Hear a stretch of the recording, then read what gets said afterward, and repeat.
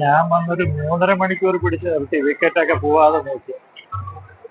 ഒന്ന് മൂത്രമൊഴിക്കാൻ പോയത് പന്ത് ഔട്ടായി. ഇപ്പൊ 4-ന് 126.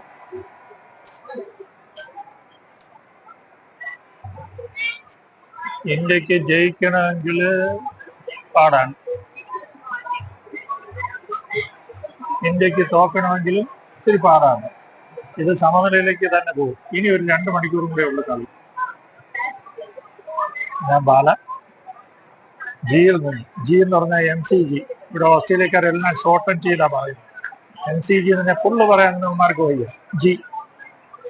സോ ഞാൻ ബാല, ജിയിൽ നിന്ന്. ടീ ബ്രേക്ക് ആണെന്ന് തോന്നുന്നു.